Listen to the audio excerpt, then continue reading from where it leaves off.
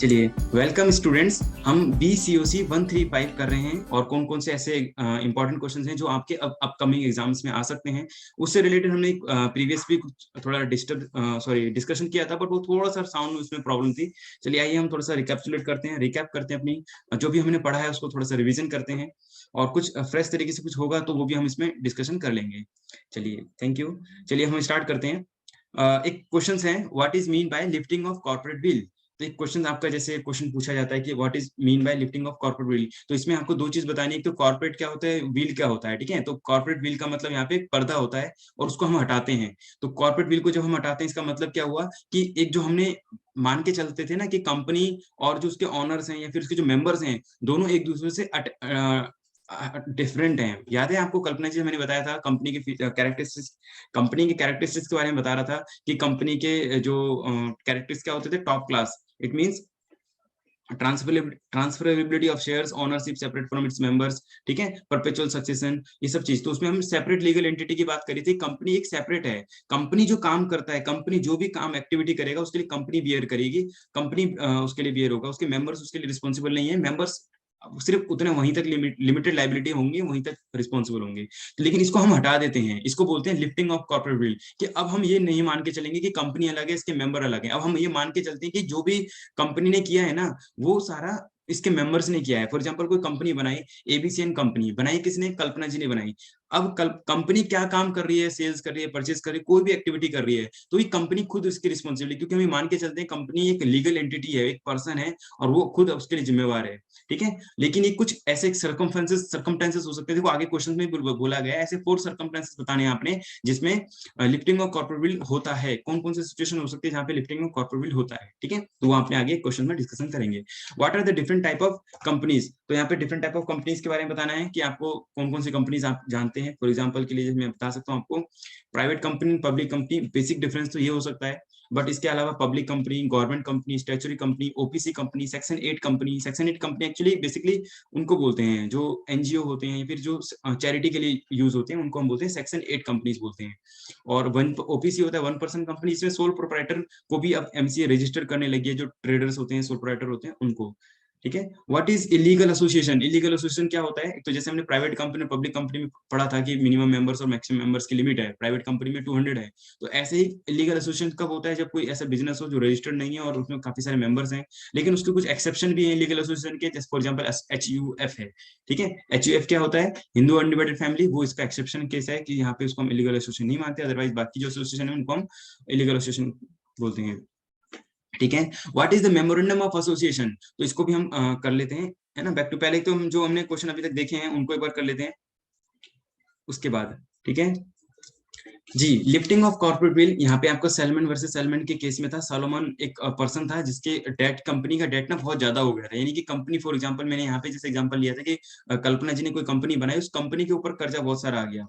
ठीक है, उस कंपनी के ऊपर अगर बहुत सारा कर्जा आ गया या रिस्क आ गया, तो वैसे लॉ कहता है कि कानून कहता है कि कल्पना जी अलग हैं और कंपनी बहुत बिजनेस ऐसा हो रियल लाइफ में होता है कि बहुत अच्छा, आइडियाज तो बहुत अच्छे थे लेकिन लॉसेस इतने ज्यादा हो गए कि वो बहुत बेर ही नहीं कर पा रहे। तो वो अब कंपनी, कल्पना जी बिल्कुल सेपरेट है।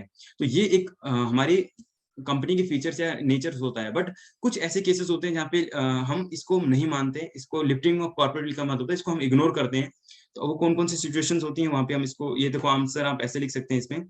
और कौन कौन सी सिचुएशन होती है जब आप करते हो, जब मतलब लिफ्ट करते हो। तो पहला है आपका मिस स्टेटमेंट इन प्रोस्पेक्टस। ये क्रिमिनल और सिविल लायबिलिटी जब बनती है आपकी, अगर आप प्रोस्पेक्टस, प्रोस्पेक्टस क्या होता है? जब कोई कंपनी शेयर इशू करना चाहती है, कोई डिवेंचर से कोई भी अपना फंड्स रेज करती है, तो कुछ प्रोस्पेक्टस इशू करती है। उस केस में अगर उसने कुछ मिस स्टेटमेंट किया है कंपनी ने, तो हम लिफ्टिंग ऑफ कॉर्पोरेट पॉसिबल है। ठीक है, वहां आप आगे सेक्शन 34 35 पढ़ सकते हैं, वहां पे मिस स्टेटमेंट का है और उसमें पेनल्टी भी है आपको। ऐसा नहीं कि सिविल लाइबिलिटी भी बनती है आपकी 447 के अंदर।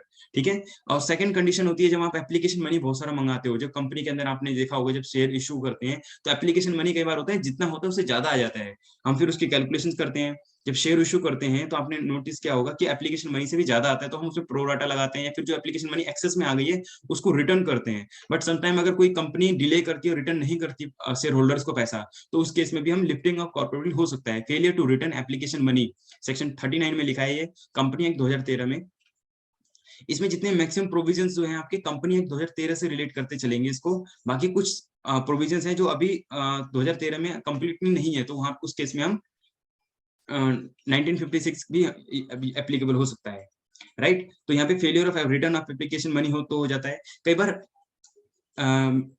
जो है ना नॉन डिस्क्लोजर या फिर मिस डिस्क्रिप्ट या होता है डिस्क्रिप्ट का नहीं बताना या ठीक से डिस्क्लोज नहीं करना, तो उस केस में भी हम कॉर्पोरेट बिल को लिफ्ट कर देते हैं। कॉर्पोरेट बिल क्या होता है, बेसिकली एक पर्दा होता है जो मेंबर्स और कंपनी के बीच में सेपरेट करने के लिए होता है, उसको हम सेपरेट कब करते हैं। एक और जो केस है वो है हमारा नॉन डिस्क्लोजर या miss description of the name, या किसी पर्सन का नाम किसी प्रोमिसरी नोट या फिर ऐसे किसी पर्सन को हाइड रखने की कोशिश कर रहे हैं या उसको अलग रखने की कोशिश कर रहे हैं, तो वहां पे नॉन डिस्क्लोजर के केसेस में भी हम कर सकते हैं। या फिर कभी हो सकता है कंपनी क्वालिटी उतना अच्छे से मेंटेन नहीं कर रही है, कंपनी डमी कंपनी है, उसके अंदर जो ऑपरेशन है वो उतने प्रॉपर नहीं है, तो भी हम उस केस में भी हम कंपनी के कॉर्पोरेट बिल को लिफ्ट कर सकते हैं, ठीक है। तो यहाँ पे है फैसिलिटेटिंग टास्क ऑफ इंस्पेक्टर को, वहाँ पे क्वालिटी अगर क्वालिटी मेंटेन नहीं करेंगे तो फिर इंस्पेक्टर आएंगे, वो इन्वेस्टिगेट करेंगे अफेयर्स को, ठीक है। इंस्पेक्शन सर्विस वगैरह होती है जो गवर्नमेंट करती है टाइम टू टाइम वगैरह, जैसे ऑडिट भी होता है, ऑडिट भी एक तरीके का इंस्पेक्शन हो सकता है, ठीक है। तो वो investigation ownership of the company, उसके ऑनरशिप को भी जानने के लिए इंस्पेक्शन किया जा सकता है। या फिर कुछ अल्ट्रा वायर्स, अल्ट्रा वायर्स क्या होता है, अल्ट्रा वायर्स होता है जब जब कोई क्या करते हैं आपका अल्ट्रा वायर्स क्या होता है, जब अल्ट्रावायर्स जब कोई company beyond the article of association या मेमोरेंडम ऑफ एसोसिएशन के बियॉन्ड में जाके कोई काम करती है, तब हम बोलते हैं उसे अल्ट्रावायर्स करना, ठीक है। अल्ट्रावायर्स मतलब जितनी लिमिट है, बोलते हैं ना अपनी लिमिट को क्रॉस करके कंपनी ने काम किया है। कल्पना जी ने कंपनी बनाई जो फ्रूट सेलिंग के लिए कंपनी थी, उन्होंने memorandum article sorry memorandum of association में लिखा, उन्होंने अमरीन जी के साथ और बाकी लोगों ने मिलकर के कंपनी बनाई जिसको बताया कि फ्रूट सेल करेंगे, कल को बाद में वो क्लॉथ्स की भी सेलिंग कर रहे हैं, तो ये एक तरीके का डिफरेंस आ जाता है। या फिर वो जो फंड्स होगा उसको सेविंग में रखेंगे लेकिन वो फर्दर बिजनेस में इन्वेस्ट कर रहे हैं, ये सब चीजें जो होती है ना, अपनी कंपनी की जो एमओए है उसको बियॉन्ड में कोई जाके काम करते हैं कुछ लिमिट में, उसको हम बोलते हैं अल्ट्रा वायर्स। तो ऐसे केस में भी हम लिफ्टिंग ऑफ कॉर्पोरेट बिल हो सकती है। तो यहाँ पे ऐसे देखो साथ आपके या फिर कोई फ्रॉड वगैरह या कोई ऐसा कुछ फ्रॉड वगैरह हो रहा है, तो भी हम फ्रॉड के केस में भी क्या कर सकते हैं, lifting of corporate bill possible है। तो दीज आर द केसेस। आप अगर आपने क्वेश्चन नंबर 1 ध्यान में किया होगा तो क्या था उसमें, what is mean by lifting of corporate bill, state the details any 4 circumstances under which the corporate bill can be lifted. तो दीज आर द 4 सर्कमस्टेंसेस जो आपने अभी तक पढ़े, ठीक है। मिस स्टेटमेंट हो जाएगा, या फिर आपका एप्लीकेशन मनी रिटर्न नहीं करी होगी, या नॉन डिस्क्लोजर या miss description of name in promissory note हुंडी एनीथिंग, या फिर इन्वेस्टिगेट गवर्नमेंट करती है, या फिर आपका कोई ऑनर को इंस्पेक्शन करने के लिए, या फिर अल्ट्रा वायरस ऑफ एमओए या फिर एओए को करते हैं तो, ठीक है। या फिर कोई फ्रॉड एक्टिविटी होती है तो।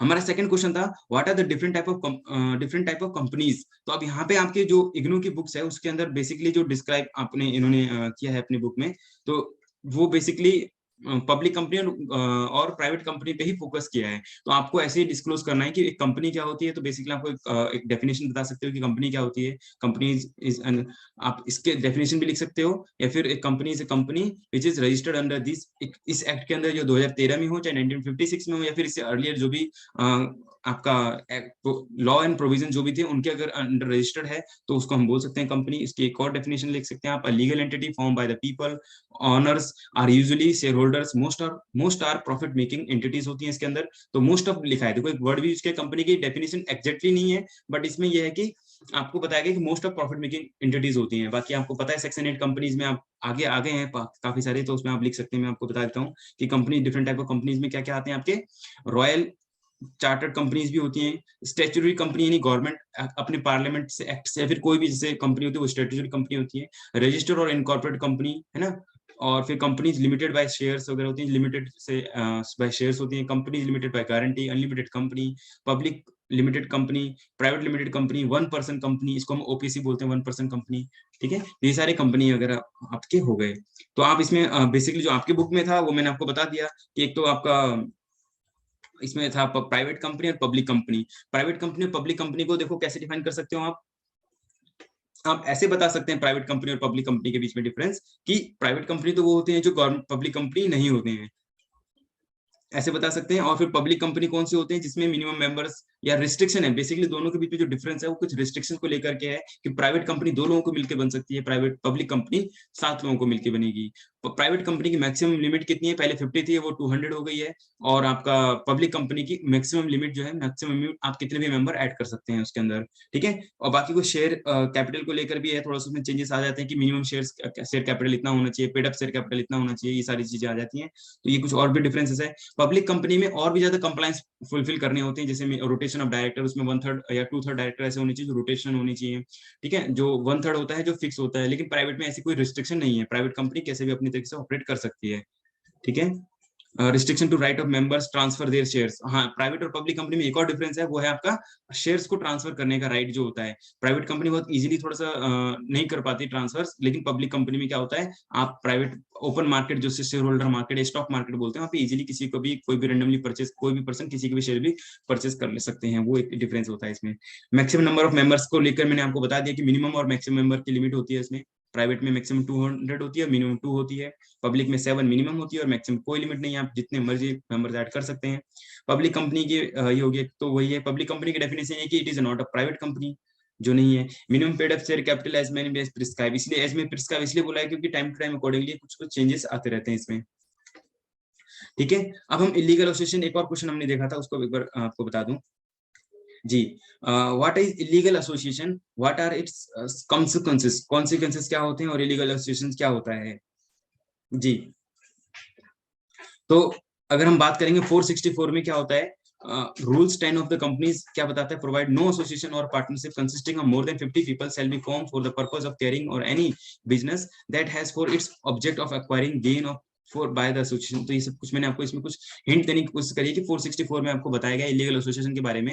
तो वो क्या होता है इलीगल एसोसिएशन, 460 सेक्शन 464 में है कि मोर देन 50 पीपल अगर एसोसिएट होते हैं, इकट्ठे हो रहे हैं, एक साथ आ रहे हैं, तो और वो रजिस्टर्ड नहीं है, आप बिना बताए, या मान लो कुछ काफी सारे लोग इकट्ठे हो गए, कोई बिजनेस रन कर रहे हैं, कोई भी ऐसा कोई गेम जिसमें पब्लिकली कोई पैसा इकट्ठा कर रहे हैं, ऐसे एसोसिएशन को हम इलीगल बोलते हैं। या तो आपको रजिस्टर करना पड़ेगा, या तो कंपनी के अंदर या पार्टनरशिप के अंदर या फिर किसी प्राइवेट कंपनी, कहीं ना कहीं आप रजिस्टर्ड होइए, ताकि गवर्नमेंट आपको ऑब्जर्व कर सके, आपके statement of affairs, balance sheet, profit, सारी चीजों को गवर्नमेंट के आप अंडर रडार में आप आ जाइए। अदरवाइज आप अगर प्राइवेटली कुछ करते हैं तो आपको इलीगल एसोसिएशन माना जाएगा। इसमें एक एग्जाम एक्सेप्शंस भी हैं कुछ, एक तो प्रोफेशंस को लेकर के, लॉयर्स वगैरह के प्रोफेशंस को लेकर के, दूसरा आपका HUF है, हिंदू अनडिवाइडेड फैमिली, जिसमें आपको ये एक्सेप्शन है, ठीक है। इलीगल एसोसिएशन में आपको है जो डिफाइन है 464 में, इसका हमने डिटेल एनालिसिस भी कर लिया है, ठीक है। तो इसमें था एक दो एक्सेप्शन क्या थे, एक तो हिंदू अनडिवाइडेड फैमिली था, एक association of partnership it is form by the professional who are govern by the special act. तो स्पेशल एक्ट जैसे लॉयर्स वगैरह होते हैं वो स्पेशल एक्ट होते हैं, तो डायरेक्ट इसका एग्जांपल होता है, जैसे कि डॉक्टर्स का एसोसिएशन वगैरह हो गया या लॉयर्स का हो गया, तो इसका इजीली एग्जांपल है, ठीक है। अदरवाइज आपका हिंदू अनडिवाइडेड फैमिली है, तो उसमें भी कई बार नंबर ऑफ जो मिनिमम मेंबर्स हैं वो समटाइम क्या होते हैं 50 से एक्सटेंड कर जाते हैं, 50 से भी ज्यादा हो जाते हैं। तो उस केस में भी हम ये बोलेंगे कि मतलब हिंदू अनडिवाइडेड फैमिली को भी इलीगल एसोसिएशन नहीं बोलेंगे। इसके अलावा अगर मान लो हम आप मान लो जैसे ये सब अपने अमरीन जी हैं, अपने कल्पना जी हैं, मुस्कान जी हैं, शिल्पा जी हैं, तो ये सब मिलके अगर हम एसोसिएशन बनाए और कुछ भी बिजनेस रन करना चाहेंगे, तो हमें एक बना किसी न किसी एक्ट में रजिस्टर्ड होना पड़ेगा, चाहे वो पार्टनरशिप एक्ट हो, चाहे वो कंपनी एक्ट हो। अदरवाइज बिना किसी गवर्नमेंट को इन्फॉर्म किए हम बिजनेस रन करेंगे तो इलीगल माना जाएगा। कंसिक्वेंसेस क्या होते हैं, तो इसके मोस्ट इंपॉर्टेंट आ जाता है इसका कि कंसिक्वेंसेस को पढ़ लेते हैं। Every member such as association of person partnership carrying business shall be punishable with a fine which may be extend to 1 lakh. आपको 1 लाख तक का फाइन हो सकता है जी, ठीक है। Every member is personally liable और लायबिलिटी इनकर्ड द बिजनेस। तो जो भी बिजनेस के अंदर लायबिलिटी होगी तो पर्सनली सब लायबल होंगे, ऐसा नहीं कि नहीं कोई लायबल नहीं होगा, ऐसा नहीं है, कोई बच जाएगा ऐसा नहीं है। Such an association can not enter into contract, हम किसी भी कॉन्ट्रैक्ट के अंदर नहीं जा सकते। Such an association can be any members, any outsider or even if an association subsequent registered the company। तो ये कोई भी तरह के काम नहीं कर सकती, सू नहीं कर सकती। सू का मतलब क्या होता है, स्यू मतलब कि ये क्योंकि एक आर्टिफिशियल पर्सन ही नहीं है, कंपनी अपने आप में कुछ भी नहीं है। इलीगल एसोसिएशन अगर कंपनी होती तो कंपनी के अंदर हमने पढ़ा था, जब मैं आपको कंपनी के बारे में बता रहा था, तो याद शायद आपको याद होगा, मैंने टॉप क्लास बताया था, क्योंकि इससे रिलेटेड कंपनी से रिलेटेड क्वेश्चन आए ना तो आपको इससे बहुत ज्यादा हेल्प मिल जाती है। T4 transferability of shares, O4 ownership separate from its member, perpetual succession मतलब कि कंपनी हमेशा लंबे समय तक चलती रहेगी। कॉमन सील होता है, लिमिटेड लाइबिलिटी होती है, एसोसिएशन ऑफ पर्सन होता है, स्यू एंड कैन बी स्यूड और सेपरेट लीगल एंटिटी। तो स्यू एंड कैन बी स्यूड एक इसमें फीचर्स और कैरेक्टरिस्टिक कैसे आया था, क्योंकि कंपनी एक अपना एक सेपरेट एंटिटी है, पर्सन है जो कानून के थ्रू जन्म लेता है और कानून के थ्रू ही वो खत्म होता है। ठीक है, तो ये आपका इलीगल एसोसिएशन वाला क्वेश्चन था, वो भी हमने कवर कर लिया। नेक्स्ट पार्ट में हम ये वाली वीडियो है, इसके बाद एक और जो सेकंड वीडियो आएगी उसमें हम कुछ और भी चीजें हम इसमें कवर कर लेंगे। आपका ये सेकंड क्वेश्चन कंप्लीट हो गया। अब हम ये वाला क्वेश्चन हो गए थे, थर्ड क्वेश्चन की तरफ आते हैं। थर्ड क्वेश्चन है आपका, what is memorandum of association. तो मेमोरेंडम ऑफ एसोसिएशन मैंने आपको जैसे बताया था स्टार्टिंग में ही, किसी कंपनी का जो एक बेसिक डॉक्यूमेंट होता है जो कंपनी को गवर्न करने के लिए होता है, जैसे हम बोलते हैं ना देश को गवर्न करने के लिए संविधान होता है, तो ऐसे ही किसी भी हमारा जो कंपनी होती है उसको, कंपनी को भी रन करने के लिए क्या होता है, एक मेमोरेंडम ऑफ एसोसिएशन होता है। तो वो मेमोरेंडम ऑफ एसोसिएशन क्या करता है, कंपनी के बारे में बताता है कि कंपनी क्या है, कंपनी कहाँ रजिस्टर हुई है, कंपनी का एड्रेस क्या है, कंपनी का जो है हमारा क्या बोलते हैं इसको, कंपनी का हेड ऑफिस कहाँ है, कंपनी के ऑनर्स कौन कौन से, पेड अप कैपिटल कितने हैं, ये सारी चीजें इसमें डिस्कस की जाती हैं। ठीक है, तो ये सब है, ऐसे मीनिंग वगैरह आप लिख सकते हैं। सेक्शन 256 में इसकी लिखा हुआ है कि एमओए के बारे में, memorandum means memorandum association of a company के बारे में बताया गया है, अकॉर्डिंग टू ये सब चीजें इसमें लिखी होंगी, आप इसमें एक बार पढ़ लीजिएगा। मैं आपको सिर्फ इसके क्लॉज बता देता हूँ जो कि इंपॉर्टेंट है, इसमें क्या क्या लिखा होता है, बेसिकली कौन कौन से पॉइंट होते हैं जिसमें मेंशन होते हैं, जो क्लियरली लिखे होते हैं। ठीक है, अदरवाइज आप तो पूरा पढ़ेंगे तो इसमें लिखा ही होगा। तो इसके क्लॉज आप देख सकते हैं, नेम लिखा हुआ है, जैसे ये नेम लिखा हुआ है, नेम ऑफ द कंपनी लिखा हुआ है, ऑब्जेक्ट, ऑब्जेक्ट मतलब कौन सी चीज में काम करना चाहते हैं, जिस कल्पना जी ने कंपनी बनाई तो कंपनी का नाम क्या होगा, कंपनी के मालिक कौन कौन होंगे और कंपनी किस चीज में काम करना चाहती है, तो ये सारे क्लॉज हैं। तो आप कौन कौन से क्लॉज अगर इसमें आप देखेंगे तो कौन कौन से क्लॉज हैं, एक तो नेम क्लॉज है, सेकंड कौन सा क्लॉज है, वो है आपका registered office and object clause होता है आपका एक, और क्या होता है लाइबिलिटी क्लॉज की, मेंबर्स जो होंगे उनकी लाइबिलिटी क्या होगी, फिर कैपिटल क्लॉज। ठीक है, तो ये कुछ मेमोरेंडम ऑफ एसोसिएशन के कुछ क्लॉज हैं। क्लॉज मतलब क्या होता है, जैसे हम बोलते हैं ना पॉइंट, कौन कौन से पॉइंट होते हैं जो मेमोरेंडम ऑफ एसोसिएशन में लिखा होता है, तो ये वो सारे पॉइंट है जो जिस कंपनी मेनली जिस पे डिपेंड करती है। देखो मेमोरेंडम और आर्टिकल ऑफ एसोसिएशन में दोनों में डिफरेंस है, अगर मेमोरेंडम ऑफ एसोसिएशन आए तो मेन चीज मेन बॉडी होती है, और एओए जो होता है article of association daily routine के काम के लिए होता है कि किस प्रकार से ऑपरेशन होंगे, manager, joint manager, regional manager, directors वगैरह, इस डेली रूटीन की चीज उसमें होती है। डेली रूटीन मतलब ऑर्डिनरी बिजनेस को गवर्न करता है आर्टिकल ऑफ एसोसिएशन, और जो मेन जो है फंडामेंटल जो है वो बताएगा आपका मेमोरेंडम। ठीक है, दीज आर द कुछ और भी बातें बताई गई हैं, द लिबर्टी वेदर लिमिटेड या फिर अनलिमिटेड, इस तरह चीजें बताई गई हैं इसमें। और इसके बाद हम पढ़ेंगे कुछ और क्वेश्चन इसमें देख लेते हैं।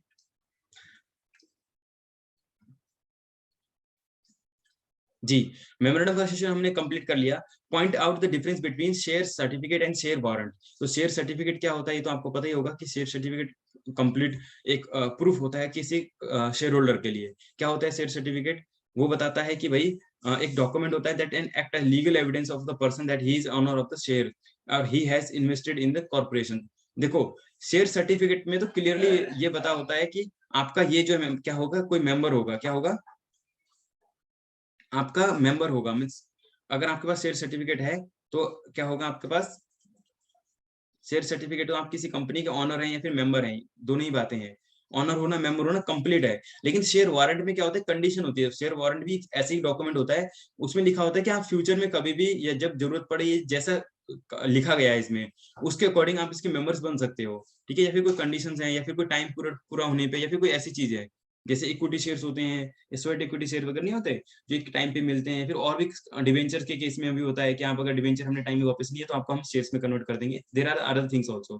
तो शेयर वारंट में क्या होता है, is a document which shows that bearer of the warrant is entitled to the shares specified therein, it is substitute for the share certificate. तो शेयर सर्टिफिकेट की जगह शेयर वारंट यूज होता है, जो उनके पास एक डॉक्यूमेंट होता है।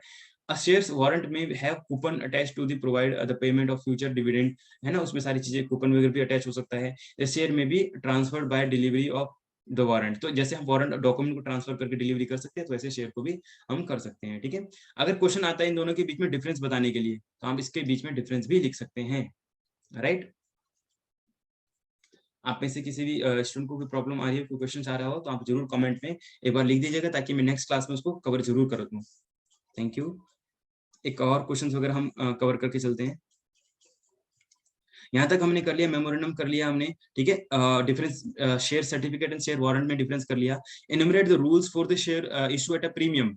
आपको मालूम होगा जैसे शेयर्स इशू होते हैं, कंपनी अपने शेयर इशू करती है तो कैसे इशू कर सकती है, या तो एट पार कर सकती है, यानी कि जितने का है 100 रुपए का शेयर फेस वैल्यू है तो 100 रुपए का इशू करेगी। अगर मान लो फेस वैल्यू पे नहीं करना है इशू, तो क्या कर सकती है कंपनी, बताइए। अगर कंपनी को अपना शेयर इशू करना है तो या तो अगर 100 रुपीज का है तो फेस वैल्यू बोलते हैं इसको, यानी 100 रुपीज का शेयर है तो 100 रुपीज में ही। लेकिन कंपनी बिल्कुल नई नहीं है, मान लो मैं कंपनी स्टार्ट कर रहा हूँ कोई, ठीक है, तो ग्रैब अप स्किल्स करके कोई कंपनी है, तो क्या होगा, मैं अपनी कंपनी तो मेरे को जानते नहीं होंगे, ठीक है, तो मैं क्या करूंगा, अपनी कंपनी के शेयर डिस्काउंट में इशू कर सकता हूँ, है ना। 100 की जगह मैं उसको बोलूंगा कि आप 80 रुपीज में 100 के शेयर लो। लेकिन स्टार्टिंग में ये कंपनी हो चाहे इंडिया के अंदर, डिस्काउंट में शेयर इशू करना अभी कंपनी के प्रोविजन में नहीं है। तो ग्रैब अप स्किल चाहकर भी डिस्काउंट में शेयर इशू नहीं कर सकता। तो शेयर इशू कैसे कर सकता है, या तो एट पार करे, ठीक है, एट पार मतलब जितने का है उतने का, या फिर प्रीमियम पे इशू करे। तो प्रीमियम के लिए कौन कौन सी कंडीशंस है वो इसमें आपने बतानी है। तो आप एक बार इसको पढ़ लीजिएगा, सेक्शन 62 में है, राइट शेयर्स और बाकी चीजों के बारे में भी है। Issue of share at premium, तो प्रीमियम की कुछ कंडीशंस भी होती हैं कि प्रीमियम जब आएगा तो उसके कौन कौन सी कंडीशंस हैं जिसपे वो फॉलो अप करेंगे, ठीक है। फर्स्ट सारी चीजें लिखिए, प्रीमियम कैसे सेटल होता है, आपको पता है कौन कौन से लॉस कवर होते हैं। पहली बात तो प्रीमियम को सीधा प्रॉफिट नहीं मानना कि तो प्रीमियम आ गया तो अपना घर का खर्चा है, ऐसा नहीं है। प्रीमियम अलग चीज है, उसको सेपरेट रखते हैं, उसको फॉरफिट ऑफ शेयर्स में यूज करते हैं, लॉस में करते हैं, प्रिलिमिनरी एक्सपेंसेस को शेयर ऑफ करते हैं, या फिर डिस्काउंट में फ्यूचर में कभी डिवेंचर या कोई चीज इशू करते हैं तो हम उसको यूज कर सकते हैं, ठीक है। Issue fully paid bonus shares के लिए, writing off the balance of preliminary expenses के लिए, writing off the commission paid, या फिर जब कमीशन वगैरह पे करते हैं तब, providing premium payable to redeemable, और ये सारी चीजों के लिए हम इसको प्रीमियम को, सिक्योरिटी प्रीमियम को यूज करते हैं, ठीक है। प्रीमियम कलेक्टेड ऑन, ठीक है, वो can be appointed as directors. अब हम डायरेक्टर्स के बारे में पढ़ेंगे कि डायरेक्टर्स कौन कौन से। डायरेक्टर को भी पर्सन होता है जिसके पास डीआईएन नंबर होता है, एक डायरेक्टर आइडेंटिफिकेशन नंबर होता है, वो किसके पास होता है बताइए, डीआईएन। डीआईएन किसी ना किसी पर्सन के पास होता है जो नेचुरल पर्सन होता है, कोई आर्टिफिशियल कंपनी है कोई, या कोई एलएलपी है, पार्टनरशिप जाके डीआईएन नहीं ले सकता, कोई नेचुरल पर्सन होता है, जैसे अमरीन जी हैं या कल्पना जी हैं या कोई भी मुस्कान जी हैं, आप सभी लोग डीआईएन ले सकते हैं। डीआईएन मतलब डायरेक्टर आइडेंटिफिकेशन नंबर। जब आपके पास ये नंबर मिलता है तो इसका मतलब आप किसी कंपनी के डायरेक्टर बन सकते हैं, ताकि गवर्नमेंट आपको नोटिस ऑब्जर्व करे, फिर आप कंपनी को ऑब्जर्व करेंगे, राइट। तो हमने ये भी पढ़ लिया, इसमें क्वेश्चंस ये भी कवर हो गया हमारा। Discuss the liability of directors, ये क्वेश्चन नंबर 4 कंप्लीट हो गया था, new point the difference between share certificate and share warrant cover कर लिया। Enumerate the rules for the issue of shares at a premium, ये भी कवर कर लिया हमने कि शेयर इशू जब हम करते हैं प्रीमियम पर, तो ये भी हमने कर लिया कि प्रीमियम पे कौन कौन से कंडीशंस होती हैं, ठीक है।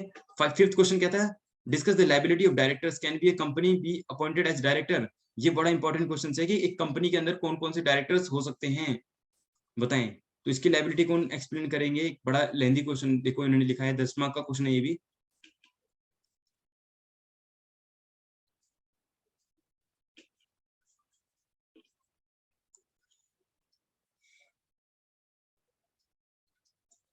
तो आपको बताना था लाइबिलिटी ऑफ डायरेक्टर पूछा गया था इसमें, तो लाइबिलिटी टू द कंपनी। तो एक डायरेक्टर का कंपनी के लिए क्या क्या लाइबिलिटी हो सकती है, कि मतलब कंपनी के लिए कौन कौन सी रिस्पॉन्सिबिलिटी है। डायरेक्टर का थर्ड पार्टी यानी बाहर के पर्सन के लिए क्या क्या रिस्पॉन्सिबिलिटी है। डायरेक्टर का breach of statutory duty, statutory duty के लिए क्या क्या लाइबिलिटी है, और उसका क्रिमिनल लाइबिलिटी भी है कुछ। तो वो सारी चीजें हमारे यहाँ पे 5 पॉइंट है। तो लाइबिलिटीज बतानी है, लाइबिलिटीज ऑफ डायरेक्टर्स।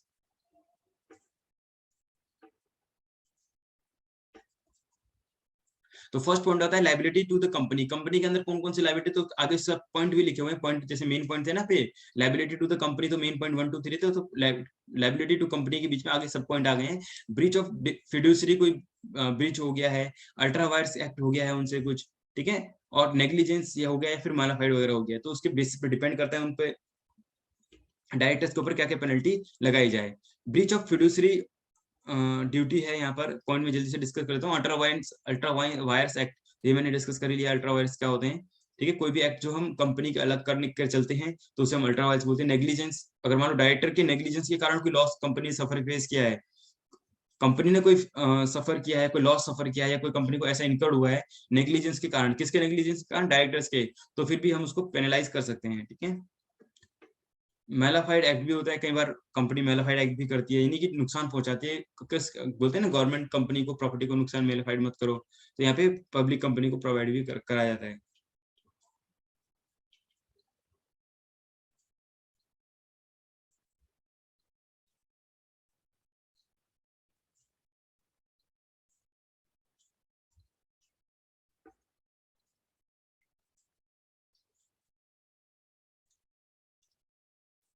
जी आप में से किसी भी स्टूडेंट को कोई डाउट है तो पूछ सकते हैं आप, ठीक है, और कमेंट भी जरूर कर सकते हैं इसमें आप, ठीक है। जो है मैंने आपकी सारी चीजें क्लियर करते चला जा रहा हूँ, ठीक है। नेग्लिजेंस हो गया उसके कारण, अगर डायरेक्टर्स के कारण कोई हो गया तो मेलाफाइड वगैरह हो गया तो आपको बता दिया मैंने। Liability to third party, third party का मतलब है किसी कंपनी का जो डायरेक्टर्स है वो किसी बाहर के पर्सन को के लिए जो रिस्पॉन्सिबिलिटी होगी उसकी, वो यहाँ पे कवर कर रखे हैं, ठीक है, कि डायरेक्टर्स की रिस्पॉन्सिबिलिटी बाहर के लिए।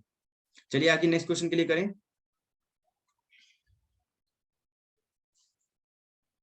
कल्पना जी आपको कोई भी क्वेरी हो तो प्लीज बता सकते हैं। एक्सप्लेन वेरियस नहीं टाइप सर, ऑफ, मैं ये सिर्फ साथ साथ रिवाइज ही कर रही हूँ, मैंने ये कर रखा है पहले। श्योर, ओके जी, ठीक है। Explain the various type of companies, can a company annual general meeting, explain the various type of company resolutions के बारे में बताना है। तो यस कल्पना जी बताइए कौन कौन से रेजोल्यूशंस होते हैं कंपनी के अंदर, annual general meeting be held at any time of any place. Discuss करने से 10 मार्क का क्वेश्चन है ये, ठीक है। तो कंपनी के अंदर बेसिकली दो ही रेजोल्यूशंस होते हैं, एक तो वैसे दो से ज्यादा भी हो सकते हैं, आगे उसको सब कैटेगरी में डिवाइड करा जा सकता है, लेकिन मैं आपको ये बताने की कोशिश कर रहा हूँ कि रेजोल्यूशन जो होते हैं कंपनी के, मेंबर्स रेजोल्यूशन होता है और बोर्ड रेजोल्यूशन होता है। तो मेंबर का रेजोल्यूशन क्या होता है, ऑर्डिनरी रेजोल्यूशन भी होता है, स्पेशल रेजोल्यूशन भी होता है। ऑर्डिनरी रेजोल्यूशन कब पास किए जाते हैं, जब उसको कंपनी को बेसिक चेंजेस करने होते हैं कंपनी के अंदर, छोटे मोटे काम, जैसे शेयर इशू करना है, या कोई और कंपनी के एक्सटेंशन है, बिजनेस ऑपरेशन, मतलब बेसिक मेन बेसिक चेंज नहीं कर रहे हैं, नॉर्मल चीज चेंज कर रहे हैं, या आर्टिकल ऑफ एसोसिएशन को चेंज कर रहे हैं, तो उसमें 1/2 हमें वो चाहिए होता है। जब हम वोटिंग जब करवाते हैं ना, रेजोल्यूशंस की वोटिंग करवाते हैं, तो उसमें 1/2 वोटिंग चाहिए होती है। लेकिन स्पेशल रेजोल्यूशन में 2/3 हमें वोटिंग चाहिए होती है, उसको किसी मेमोरेंडम को अमेंड करने के लिए, या कोई हमें कंपनी का टाइटल ही चेंज करना है, मान लो रिलायंस को कल को अपना नाम ही रिलायंस बदल के कुछ नाम ही चेंज करना है, तो ऐसे बड़े काम जिसको बोल सकते हैं कि मेमोरेंडम ही जिससे अफेक्ट हो रहा है, जिससे पूरा कंपनी का हैवी स्ट्रक्चर अफेक्ट हो रहा है, उसमें हम केस में कह सकते हैं कि स्पेशल रेजोल्यूशन कंपनी लेके आती है। तो these are the two different type of, आपको आप ये क्वेश्चन ये कह सकते हैं कि इसको कि there are two different type of resolutions, ordinary resolution और and second is special resolutions, right. आप इन दो चीज से आप इसको कह सकते हैं। बाकी बोर्ड रेजोल्यूशंस भी होते हैं, बोर्ड ऑफ डायरेक्टर्स अपने रेजोल्यूशन बनाते हैं, कुछ और भी ऑपरेशंस करने होते हैं तो भी वो बनाते हैं, ठीक है। आप इसको पूरा इसको एक्सप्लेन कर सकते हैं। तो एनुअल जनरल मीटिंग के अंदर जो हेल्ड होती है एट एनी टाइम प्लेस जो होती है, वो एनुअल जनरल मीटिंग में जो कवर होती है वो ऑर्डिनरी रेजोल्यूशन होता है। ईजीएम में क्या होता है, स्पेशल रेजोल्यूशन पास किया जाता है, राइट। ईजीएम होता है और एजीएम होता है। तो एजीएम में तो हम क्या करते हैं, एनुअल जनरल मीटिंग में ऑर्डिनरी रेजोल्यूशन लेके आते हैं। अब है question number 7, what is compulsory winding up, state the circumstances under which tribunal can order such winding. तो आप कौन से केसेस हैं जहां पे कंपनी को वाइंड अप करना पड़ता है, कंपनी को बंद करने की नौबत आ जाती है, बताएं। अच्छा पहले तो ये हम एक डिफरेंस कर लेते हैं यहाँ पे, ठीक है, उसके बाद हम इसको कॉल से कराते हैं कुछ। तो हम इस क्लास को टाइम भी होगा हमारा हो गया है, ठीक है, उसका नेक्स्ट क्लास का टाइम हो रखा है। तो हम distinguish between ordinary resolution and special resolution का डिफरेंस मैंने आपको दिया गया, इसको जरूर पढ़ के जाइएगा। इस वीडियो को यहीं पॉज कर लीजिए, इसको कंप्लीट अच्छे से पढ़ लीजिए, फिर आप आगे बढ़िए वीडियो में। देन अगर हम एक और टॉपिक करके चलें, तो इनमरेट रूल्स ये हमने कवर कर लिया था, क्वेश्चन ये भी हो गया 7th। वाइंडिंग अप, हाँ वाइंडिंग अप का क्वेश्चन मैं बता देता हूँ आपको कि कौन कौन से सर्कमस्टेंसेस यहाँ पे फ्रॉड वगैरह से रिलेटेड है, कंपनी डिसकंटिन्यू नहीं हो रही, कंपनी के अंदर कोई काम ही नहीं है, कोई ट्रांजेक्शन ही नहीं हो रही। उदाहरण के लिए आपका ये हमारा भी बैंक अकाउंट कई बार होता है, बैंक वाले बोल देता है भाई साहब आपने कई दिन से ट्रांजेक्शन ही नहीं करी, तो बैंक खोला क्यों, अकाउंट बंद करवाओ ना। तो वही सेम चीज है गवर्नमेंट जो, जैसे गवर्नमेंट मतलब एमसीए मतलब आरओसी मतलब रजिस्ट्रार। तो रजिस्ट्रार क्या ऑब्जर्व करता है, भाई साहब इन कंपनी में कोई ट्रांजेक्शन नहीं हो रही, कोई ऑपरेशन ही नहीं है, और मेजर डिक्लाइन बोलते हैं, मेजर डिक्लाइन या डिसकंटिन्यू ऑफ ऑपरेशन बोलते हैं कि कंपनी ने अपना मेन काम ही धंधा बंद कर दिया बिल्कुल, तो अब कंपनी को वाइंड अप कर लेना चाहिए, ठीक है। या फिर बहुत ज्यादा लॉस हो रहा है, या फिर किसी ने एक्शन लिया है कंपनी के किसी स्टेक होल्डर ने, कंपनी के अंदर स्टेक होल्डर मैंने शायद काउंट करवाए थे, कंपनी के एम्प्लॉय, कंपनी के डायरेक्टर, कंपनी के ऑनर, कंपनी के शेयर होल्डर से लेके और बैंक वगैरह जिन्होंने कोई डिवेंचर होल्डर है, प्रेफरेंस शेयर होल्डर है, कोई भी किसी भी स्टेक होल्डर अगर कोई ऐसा इशू करता है, रेज करता है, तो भी हम कह सकते हैं। What is the forfeiture of share, share forfeiture क्या होता है, जब हम शेयर इशू करते हैं या कोई भी नॉन कॉल्स इन एरियर आ जाता है, या फिर कॉल्स नहीं आती है, या फिर किसी और रीजन से भी हम शेयर को फॉरफिट कर सकते हैं। तो वो सारी चीजें यहाँ पे इस आंसर में लिखना था।